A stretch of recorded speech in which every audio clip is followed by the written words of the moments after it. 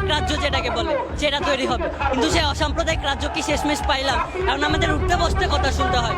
আমাদের দুর্গাপূজার জন্য আমরা মণ্ডপ বানাইতেছি, আমরা মূর্তি বানাইতেছি, মূর্তি মণ্ডপ ভাঙ্গা শেষ।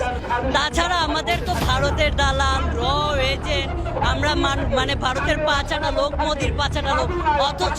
অথচ আমরা যখন কোটা আন্দোলন করছি তখন আমরাই এই মোদিকে নিয়ে খারাপ কথা বলছিলাম, অথচ এখন আমাদেরই বলতেছে আমরা মোদির পাঁচাটা লোক। হিন্দু কি সবসময় ভারতের লোক হয়? মানে ভারত ছাড়া কি হিন্দু আর কোনো জায়গায় ছিল না? তাহলে মানে আর এটা উল্টাটা হইতেছে। বাংলাদেশে পাকিস্তানের যিনি আমাদের মুখের ভাষা কায়রা নিতে চাইছিল তার মৃত্যুবার্ষিকী পালন হয়। বাংলাদেশে এখন কোটা আন্দোলন করে আমরা লজ্জিত। বাংলাদেশকে এতটাই উন্নত করছি যে বাংলাদেশে এখন জিন্নার মৃত্যুবার্ষিকী পালন হয়। পাকিস্তানের সব অত্যাচার ভুলে গেছে। আমরা এই দেশে জন্মগ্রহণ করছি, এই দেশেই বাঁচবো, এই দেশেই মরবো। আমাদের মাতৃভূমি এটা। আমরা যদি অন্য দেশে আশ্রয় নিতে যাই সেটা আমাদের দেশের মানুষের জন্য লজ্জাজনক, খুবই লজ্জাজনক এটা। আমাদের দেশে আমরা কোটা আন্দোলন, আমরা স্টুডেন্ট, আমরা কোটা আন্দোলন করে তার সরকার উপদেষ্টা করেছি। তো তাদের কাছে এই সামান্য একটা দাবি বাস্তবায়ন করা কোনো ব্যাপার না, কিন্তু তারা স্টিল এখনো আমাদেরকে কোনো ব্যবস্থা গ্রহণ করা হচ্ছে না। সব মিথ্যা আশ্বাস দিচ্ছে, যে আশ্বাস বাস্তবায়ন করে নাই।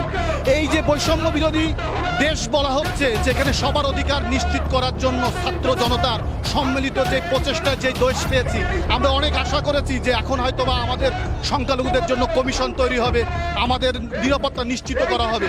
আমি কি বাংলাদেশের নাগরিক না? আমার 14 পুরুষের জন্ম এই বাংলাদেশে, তাহলে আমরা আজকে বঞ্চিত কেন? কত সরকার আসলো আমাদেরকে বলে কথায় কথায় ভারত চলে যেতে। আমার জন্ম কি ভারতে হয়েছে?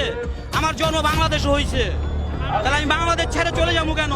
আপনারা বলেন আমার কাছে, সারা পৃথিবীর জাতির কাছে এটা আমার বিচার। আমার জন্ম, আমার 14 পুরুষের জন্ম এই বাংলায়। আমাদের যে 8 দফার জন্য আমরা এখানে এসেছি, তার মধ্যে আমাদের মুখ্য এবং প্রধান দাবি হচ্ছে আমাদের জন্য একটা সংখ্যালঘু মন্ত্রণালয় হয়। এই সংখ্যালঘু সুরক্ষা মন্ত্রণালয় আমাদের প্রথম চাওয়া। মানে এই সংখ্যালঘু মন্ত্রণালয় বিগত কোনো সরকারেই আমাদেরকে প্রতিশ্রুতি দেওয়ার পরেও কিন্তু বাস্তবায়ন করেনি। আমরা বাংলাদেশে ধর্ম সংকট ব্যাধিতে আক্রান্ত হয়ে আছি। যারা নাকি সংখ্যা গরিষ্ঠ তাদের কর্তব্য হচ্ছে যারা সংখ্যালঘু তাদের সাথে নর্ম ব্যবহার করা।